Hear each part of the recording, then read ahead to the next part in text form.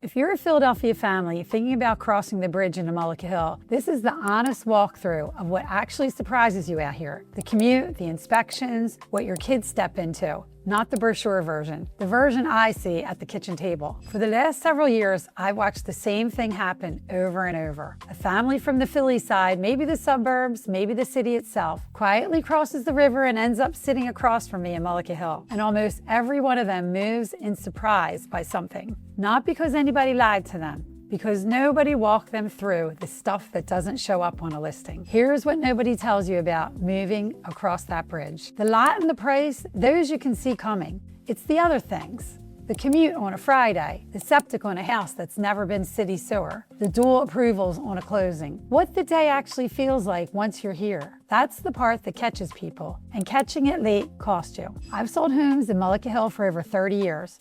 And I help families every day decide if it's for them. So I'm going to give you the real list. What surprises Philly buyers, the commute reality, the inspection realities, and what your kids step into when you make this move.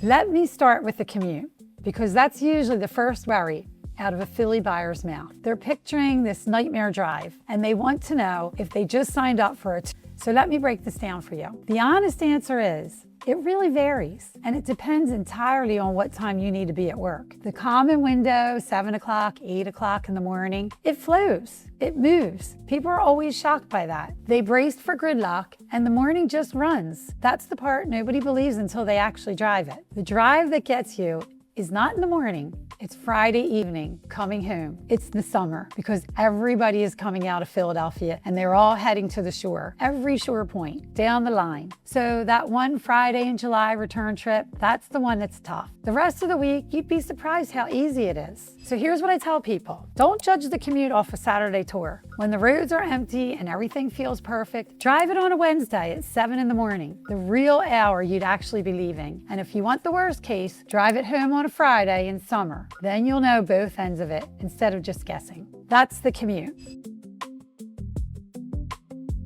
Now let me get into the inspections, because this is where Philly buyers get really surprised, and it's the part I spend most time preparing them for. Having an in-depth, solid buyer presentation is key. When I'm working with somebody coming over from the Philly side, I really try hard to walk a buyer through what can happen, the pros, the cons, before we're ever even into it. Stucco inspections, pool inspections, all of them. Because with any one of these, there's always going to be an element of surprise if it turns up something that needs a repair. Let me take the stucco first, because it's the one that scares buyers the most when I bring it up. And synthetic stucco can trap moisture behind the wall. Now, I want to be careful here. This is not a reason to cross Mullica Hill off your list. It only matters if your specific home is one of these builds. With the right inspection up front, I've got a whole separate video on stucco, so I'm not going to go deep on the dollars here. Just know this, on any home from that era, you walk in with your stucco and you don't waive it.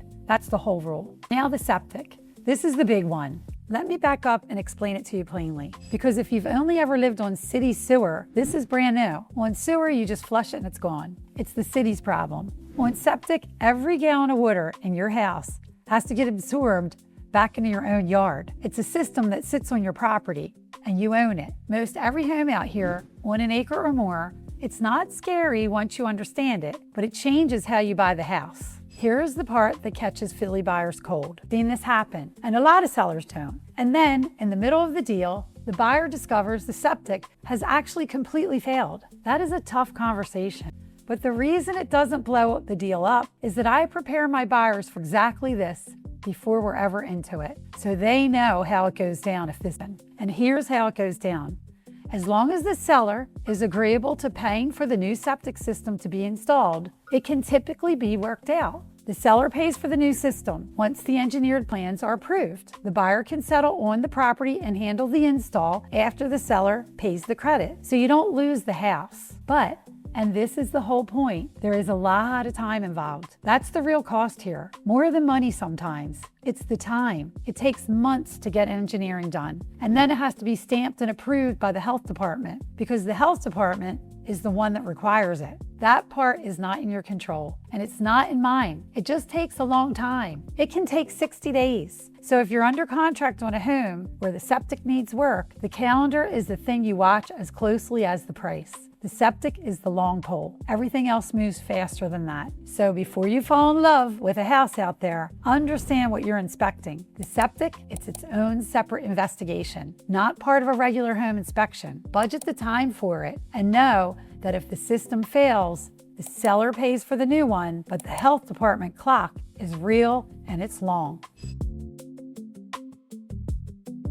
There's one more piece of the closing that no Philly buyer sees coming, and it's the paperwork thing. Not the problem with a one-house thing out there. Your closing needs approvals that a typical PA closing doesn't, and those approvals have their own timelines that have to get coordinated. It's the most common reason a closing date slips out here. Not because something's wrong, because two separate offices have to sign off. A good agent is walking that calendar from the day you go under contract. So when you pick your agent, ask them how they handle that timeline. That one question tells you a lot. Okay, now let me get to the part the parents always ask about. What do your kids step into when you make this move? This video is for the Philly family that's really weighing the move and wants the real picture before they tour. If that's you, you're exactly who this is made for. That's a different conversation. And honestly, the math might not work for you. And I'd rather tell you that now. The single biggest cost surprise I see Philly buyers walk into out here